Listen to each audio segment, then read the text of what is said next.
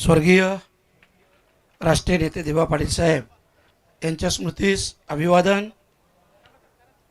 Khandoba cricket club Jasai यांच्या वतीनं आयोजित सरपंच चषक 2026 आणि आजच्या स्पर्धेदरम्यान भेट देण्यासाठी व्यासपीठावर उपस्थित माजी आमदार सन्माननीय मनोहरजी भोईर साहेब,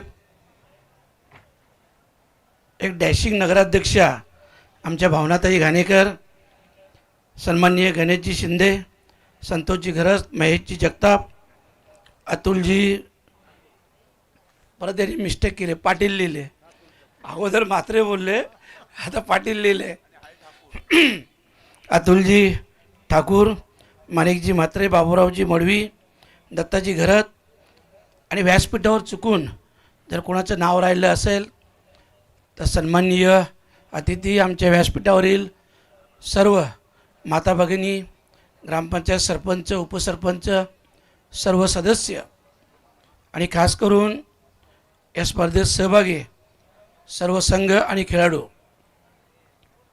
सगळ्यात पहिले तर स्पर्धेचं आयोजन म्हटल्यानंतर जय खंडोबा क्रिकेट क्लब जासई या संघाचे अध्यक्ष, उपाध्यक्ष, त्यांचे सगळे सहकारी यांचं मी मनापासून अभिनंदन करतो आहे की रात्रीच्या प्रकाश ज्योतात त्यांनी खूप चांगली स्पर्धा इथं आयोजित केली आहे आणि खास करून खेळाडूंना खेळण्यासाठी एक चांगलं मैदान.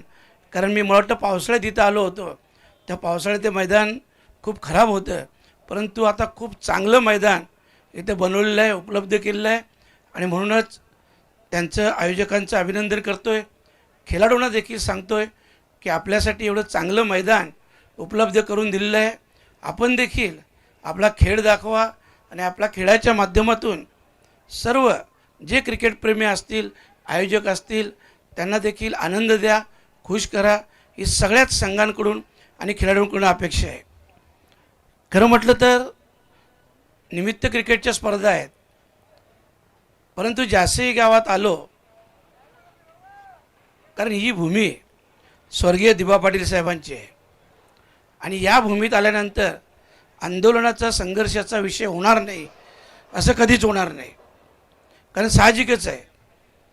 आणि आज योगायोगाने धरणे आंदोलन होतं, मी धरणे आंदोलनात गेलो होतो. मला समजलं सत्ताधारी पक्षाचे कोणीच लोक नव्हते. आमच्या अध्यक्ष दशरथदादा पाटलांनी स्टेटमेंट दिली की ठीक आहे, तुम्ही पहिल्या फळीचे नेते येत नसाल तर कमीत कमी दुसऱ्या फळीच्या लोकांना तरी पाठवा. तर मी त्यांना सांगितलं की महाराष्ट्रात तुम्ही आता कदाचित पाहत नसाल, असं स्पष्ट बोललं की तुम्ही पाहत नसाल. आता विरोधी पक्षनेते, विरोधी पक्षाची लोक एक आंदोलन करतात आणि सत्ताधारी दोन आंदोलनं करतात, ही परिस्थिती आहे. तर त्याच्यामुळे इथल्या लोकांना, आणि मी अशा स्पष्ट भाषेत बोललो, असं पण तुमच्याकडच्या नेत्यांना कोण विचारतो, कुत्रे विचारत नाही, आणि यांना विचारत असते ते नाव कधीच लागलं असतं, कधीच लागलं असतं. मी आजही सांगतो, सत्ताधारी पक्षाचे आहेत ना ते, असो, फक्त एवढंच विषय आहे. मी कालही आजही सांगतो, निवडणुका संपल्या आहेत, परंतु अजूनही आमची ठाणे जिल्हा परिषद बाकी आहे.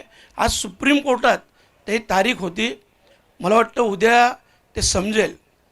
जर पुढची तारीख मिळाली तर 10वी 12वीच्या परीक्षा सोडून आपण आंदोलनाची तयारी करणार आहोत.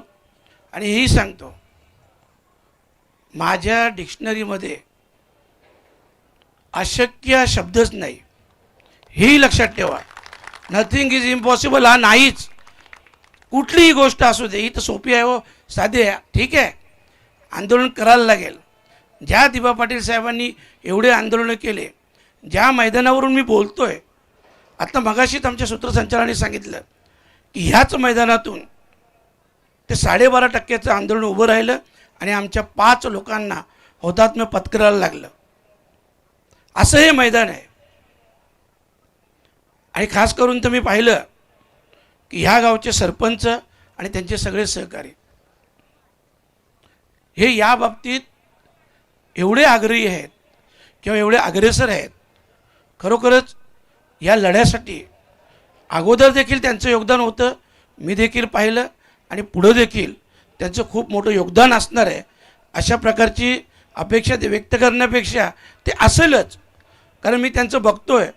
ते खूप या बाबतीत स्वर्गीय दिबा पाटील साहेबांचा मान सन्मान आदर, त्यांची प्रेरणा, त्यांचं मार्गदर्शन किंवा जेही असेल हे खूप एकदम आदराने घेतात. आणि म्हणून मी आजच्या दिवशी एवढंच सांगेन, एक आंदोलन तर उभं करायलाच लागणार आहे. आणि ज्यावेळेस आपण बोलतो की आपला समाज भूमिपुत्र या महाराष्ट्रात या 5 जिल्ह्यात, याच्या व्यतिरिक्त 1-2 जिल्ह्यात असतील, आपली संख्या 90 लाख आहे. आणि 90 लाखाच्या संख्येतून 10% लोक, 9 लाख लोक जर या आंदोलनात उतरले तर सरकारला नाव तर सोडावं, तुम्हाला जेही पाहिजे असेल ते सरकार तुमच्या घरी येऊन देईल, हेही लक्षात ठेवा. आणि एकदा आपण सगळ्यांनी आपली ताकद दाखवायलाच लागेल आणि ते आपण दाखवू. मी आजच दशरथ पाटलांना बोललो आहे की उद्या तारखेचं काय होतं ते बघतो आहे, कारण अजून जिल्हा परिषद निवडणुका बाकी आहेत. आणि ती जर आचारसंहिता सुरू होत नसेल तर 10वी-12वीच्या परीक्षाची वेळापत्रक बघून 2 ते 3 दिवसात आम्ही मीटिंग लावणार आहे आणि त्याच्या पुढं मग आंदोलनाची तयारी करणार आहोत. परंतु पुन्हा एकदा तुम्हाला सांगतो, आंदोलन हे तात्पुरतं स्थगित आहे. याच्या पुढं आपल्यालाही कल्पना असेल, एक जिल्हा परिषद संपली ना का 3 वर्ष निवडणुका नाहीत. त्याच्यामुळे या 3 वर्षात जोपर्यंत नाव लागत नाही तोपर्यंत सरकारला सळोकी पळून सोडण्याची ताकद ही आपल्यामध्ये आहे, आपल्या सगळ्यांमध्ये आहे. आणि मी एक गोष्ट आवर्जून सांगतो, सगळ्या उरणकरांचे तुमच्या मनापासून अभिनंदन करतो आहे आणि खरोखरच तुमच्यापुढे नतमस्तक होतो आहे. कारण एक उरणच्या नगराध्यक्षा जेव्हा भावनाताई बसल्या, खूप आनंद वाटला. मी सगळ्या उरणकरांचे आभार व्यक्त केले. जिल्हा परिषदचा रिझल्ट बघितला, तोही खूप चांगला दिला. आणि हा मुद्दामून तुम्हाला सांगेन की तुमचं सगळं बघून आमच्या भिवंडी महानगरपालिकेचा महापौर देखील आपला झाला. आणि हे असंच पुढं चालू राहणार आहे. फक्त आपल्या सगळ्यांची एकजूट, एकता, ताकद ही अशीच राहावी आणि अशीच राहील, अशा प्रकारची अपेक्षा व्यक्त करतो. रजा घेतो. धन्यवाद. जय हिंद, जय महाराष्ट्र, जय दिबा पाटील साहेब.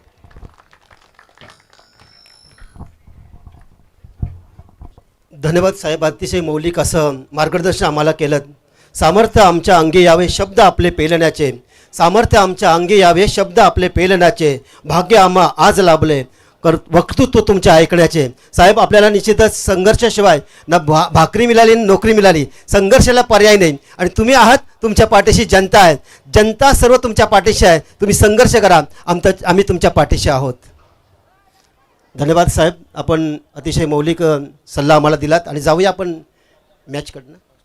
टॉससाठी या दोन्ही संघाची करण्यात विनंती असेल की धन्यवाद साहेब, आपण या फार मोठा वेळ देऊन आज आम्हाला आशीर्वाद देण्यासाठी आलात या शृंखलेला. ताई, आपण सुद्धा, शेठ आपण सुद्धा, माझे आमदार साहेब आपण सुद्धा या शृंखलेला अतिशय मौलिक वेळ दिलात आणि शृंखलेला खऱ्या अर्थात चांद लागले. पुन्हा एकदा सर्वांचे मनपूर्वक आम्ही आभार मानतो. आणि अशाच प्रकारे आपण आपला आवाज बुलंद करण्यासाठी, अर्थात लोकनेते दिबा पाटील साहेब यांचं नाव विमानतळाला मिळण्यासाठी आपण आपले सर्वांचेच लाडके बाळामामा यांच्या पाठीशी 100% उभे राहूया आणि ते नाव आपण लावून घेऊया.